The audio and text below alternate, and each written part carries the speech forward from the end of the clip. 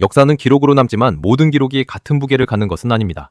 지명은 옮겨질 수 있고 외교 문서는 해석될 수 있으며 정치적 상황에 따라 의미가 덧붙여질 수도 있습니다. 그렇다면 인간의 의도나 해석이 개입될 여지가 거의 없는 기록은 무엇일까요? 바로 하늘의 움직임을 기록한 천문 기록입니다. 오늘 우리는 고려의 위치를 둘러싼 논쟁을 인간의 기억이 아닌 밤하늘이 남긴 흔적을 통해 다시 살펴보려 합니다. 1화에서 우리는 고려의 위치를 왜 다시 질문해야 하는가라는 근본적인 문제를 제기했고 2화에서는 국제무역항 병난도와 사신들의 이동 경로, 기록이 우리가 알고 있던 지리인식과 쉽게 맞아떨어지지 않는다는 점을 확인했습니다. 하지만 이 모든 논의에는 늘 같은 반론이 뒤따릅니다. 기록은 해석의 문제일 뿐이다. 그렇다면 해석의 여지가 거의 없는 기록은 어떨까요? 바로 태양과 달, 별의 움직임입니다. 고려는 천문 관측을 국가 운영의 핵심으로 삼았던 나라였습니다. 왕조 국가에서 천문은 단순한 자연현상이 아니라 하늘의 뜻이자 통치의 정당성을 가늠하는 기준이었습니다. 그렇기에 고려의 천문 기록은 개인의 관찰이 아니라 국가 차원의 공식 기록으로 남아있습니다. 일식과 월식, 해성의 출현, 행성의 이동은 모두 날짜와 함께 세밀하게 기록되었고 이는 오늘날에도 비교와 검증이 가능한 자료로 남아있습니다. 여기서 중요한 질문이 하나 떠오릅니다. 만약 고려의 천문 기록이 특정 시점, 특정 위치에서만 관측 가능한 현상을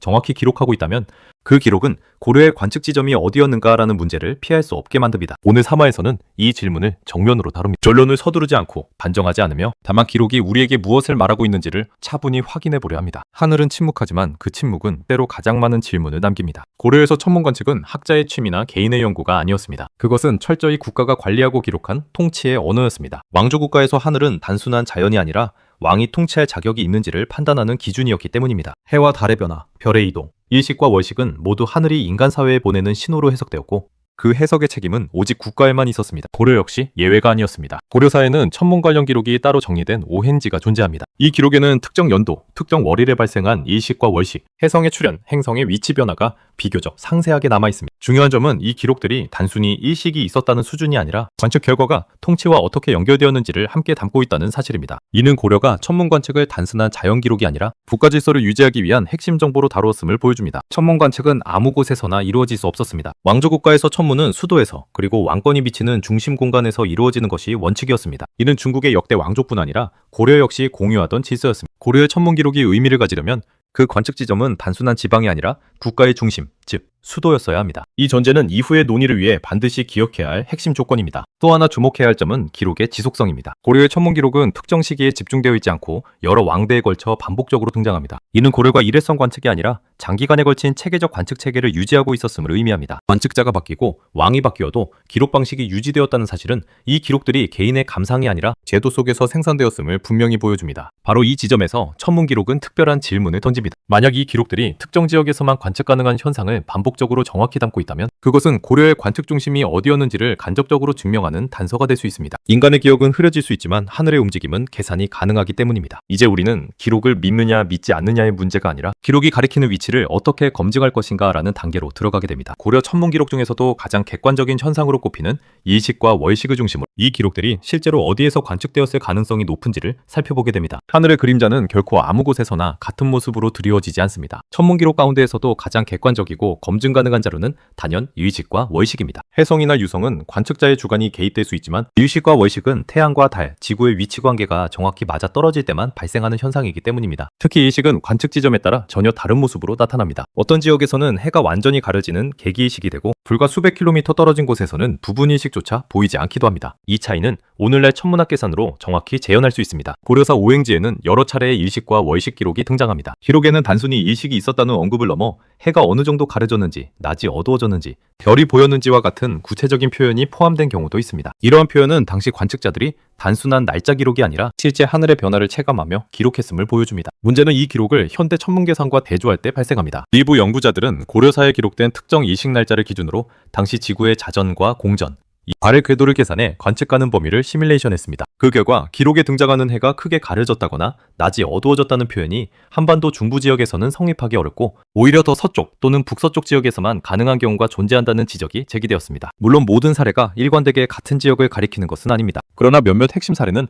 단순한 오차로 치부하기 어려운 패턴을 보입니다. 여기서 중요한 점은 이 논의가 고려의 수도가 어디였는가를 단정하려는 시도가 아니라는 사실입니다. 문제의 핵심은 기록과 관측 조건 사이의 불일치입니다. 만약 고려의 천문 기록이 실제 관측이 아닌 중국 역법의 단순 전제라면 굳이 관측의 정도나 체감 표현을 세밀하게 남길 이유가 없습니다. 반대로 실제 관측이었다면 관측 지점은 기록과 물리적으로 맞아떨어져야 합니다. 이 두 가지 가능성 사이에서 논쟁이 발생하는 것입니다. 주류사학계는 이러한 계산 결과에 대해 신중한 입장을 유지합니다. 고대 시간 기록은 오차가 존재할 수 있으며 기록 과정에서 상징적 표현이 개입되었을 가능성도 배제할 수 없다는 것입니다. 또한 일부 기록은 정치적 목적에 따라 과장되었을 수 있다는 해석도 제시됩니다. 하지만 반대편에서는 이렇게 반문합니다. 만약 오차와 상징이 반복된다면 왜 하필 특정 방향으로만 어긋나는가? 왜 모든 오차가 무작위가 아니라 일정한 공간적 경향을 보이는가? 이 질문은 아직 명확한 결론에 도달하지 않았습니다. 그러나 분명한 사실은 고려의 천문 기록이 단순한 장식이나 신화적 기록이 아니라 오늘날에도 물리적 검증의 대상이 될 만큼 구체적이라는 점입니다. 하늘은 거짓말을 하지 않습니다. 다만 우리가 그 하늘을 어디에서 바라보고 있었는지를 아직 완전히 밝혀내지 못했을 뿐입니다. 이러한 천문 기록 논쟁에 대해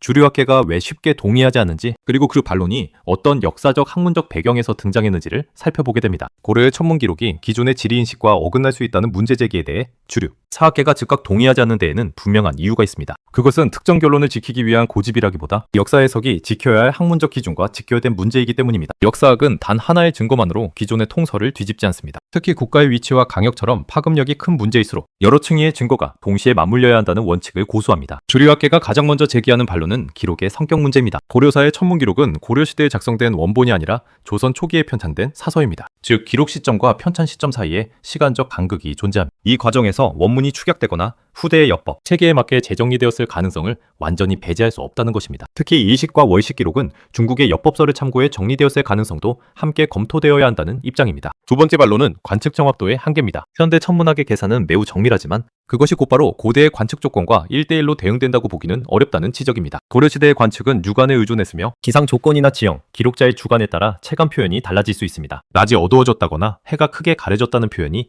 반드시 계기이식을 의미한다고 단정할 수 없다는 것입니다. 세 번째로 제기되는 문제는 해석의 방향성입니다. 주류사학계는 특정 기록이 기존 지리와 맞지 않을 때 곧바로 위치 자체를 이동시키는 해석에 대해 경계합니다. 왜냐하면 같은 기록을 두고도 관측, 오차 기록 오류, 상징적 표현이라는 다른 설명 가능성이 동시에 존재하기 때문입니다. 학계의 기본 태도는 가장 적은 가정을 사용하는 설명을 우선시하는 것입니다. 이 원칙에 따르면 일부 천문 기록의 불일치는 기록 과정의 문제로 설명하는 편이 더 보수적인 선택이 됩니다. 그러나 여기서 중요한 지점이 하나 있습니다. 주류사학계의 이러한 반론은 대안적 해석이 틀렸다고 단정하는 것과는 다릅니다. 오히려 그것은 아직 충분한 교차 증거가 확보되지 않았다는 판단에 가깝습니다. 다시 말해 천문 기록만으로 고려의 위치를 재정의하기에는 아직 넘어야 할 학문적 문턱이 높다는 것입니다. 이 지점에서 논쟁은 찬반 대결이 아니라 방법론의 차이로 옮겨갑니다. 천문 기록을 어디까지 독립적인 증거로 인정할 것인가, 그리고 다른 사료와 어떤 방식으로 결합할 것인가. 이 질문에 대한 합의가 이루어지지 않는 한 논쟁은 쉽게 끝나지 않습니다. 이제 다음 막에서는 이러한 학문적 신중함과 별개로 왜 이 문제 제기가 반복적으로 등장할 수밖에 없었는지,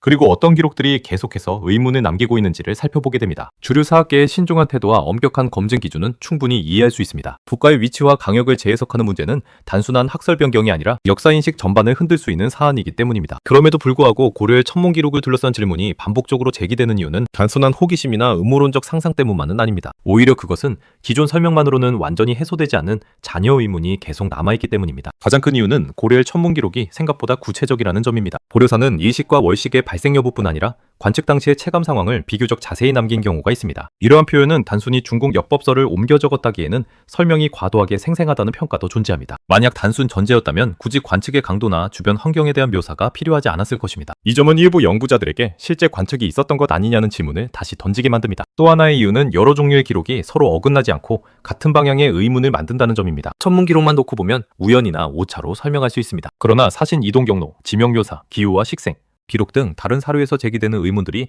천문 기록과 완전히 충돌하지 않고 오히려 유사한 문제 지점을 가리킬 때 논쟁은 다시 살아납니다. 이는 어느 한 기록의 문제가 아니라 여러 기록 사이의 미세한 불일치가 축적된 결과입니다. 특히 학계 내부에서도 기존 통설이 틀렸다기보다는 아직 설명되지 않은 부분이 남아있다는 인식은 공유되고 있습니다. 역사 연구는 이미 정해진 결론을 증명하는 작업이 아니라 새롭게 발견되는 자료에 따라 해석을 조정해가는 과정이기 때문입니다. 과거에도 여러 왕조의 수도 위치나 영토 범위는 새로운 고고학 자료와 자연과학적 분석을 통해 수정되어 왔습니다. 고려 역시 예외가 될 수는 없습니다. 중요한 것은 질문을 던지는 방식입니다. 천문 기록을 근거로 기존 지도를 즉시 부정하는 것은 학문적으로 무리일 수 있습니다. 하지만 천문 기록이 기존 설명과 완전히 들어맞지 않는다는 사실 자체를 덮어두는 것 역시 바람직한 태도는 아닙니다. 학문은 확신보다 검증 가능한 의문을 유지하는 능력으로 발전해왔습니다. 바로 이 지점에서 고려 천문 기록 논쟁의 의미가 드러납니다. 이 논쟁은 고려의 위치를 당장 새로 그리자는 주장이라기보다 우리가 당연하게 여겨온 설명이 과연 모든 기록을 충분히 설명하고 있는지를 묻는 과정입니다. 질문이 계속 등장한다는 사실 자체가 아직 탐구가 끝나지 않았음을 보여주는 증거일지도 모릅니다. 이제 이 논쟁을 어떻게 받아들여야 하는지, 그리고 다음 편에서 무엇을 다루게 될지를 정리하며 이야기를 마무리하겠습니다. 고려의 천문 기록을 둘러싼 논쟁은 아직 결론에 도달하지 않았습니다. 그리고 어쩌면 이 질문은 단 하나의 정답을 향해 수렴되지 않을지도 모릅니다. 하지만 분명한 사실이 하나 있습니다. 고려의 천문 기록은 우리가 그동안 너무도 익숙하게 받아들여온 역사인식에 적어도 다시 생각해볼 필요가 있다는 신호를 보내고 있다는 점입니다. 기록이 남아있고 그 기록이 오늘날의 과학으로 다시 검토될 수 있다면 질문 자체를 피하는 것이야말로 학문과 역사에 대한 가장 위험한 태도일 수 있습니다. 중요한 것은 무엇을 믿느냐가 아니라 왜 그렇게 믿게 되었는가를 묻는 일입니다. 고려의 하늘을 기록한 관원들은 정치적 논쟁을 남기기 위해 별을 본 것이 아니라 국가의 질서를 지키기 위해 밤하늘을 올려다보았습니다. 그리고 그 기록은 천년이 지난 지금 전혀 다른 질문을 우리에게 되돌려주고 있습니다. 고려는 어디에서 하늘을 관측했는가? 그리고 우리는 왜 그 질문을 오랫동안 하지 않았는가? 다음 편에서는 이 질문을 더욱 정면으로 마주합니다. 주류 사학계는 왜 이러한 해석을 받아들이지 않는가? 그 반론은 어떤 학문적 근거 위에 서 있는가를 하나씩 살펴볼 예정입니다. 기록을 부정하기 위함이 아니라 기록을 다루는 학문의 기준을 이해하기 위해서입니다. 논쟁의 다음 장은 하늘이 아니라 학계 내부의 논리로 향합니다. 오늘의 이야기가 여러분에게 하나의 질문을 남겼다면 그것만으로도 이 영상의 역할은 충분합니다. 도움이 되셨다면 구독과 좋아요는 사랑입니다. 여러분의 응원은 다음 이야기를 계속 이어갈 수 있는 가장 큰 힘이 됩니다. 다음 편에서 다시 만나겠습니다.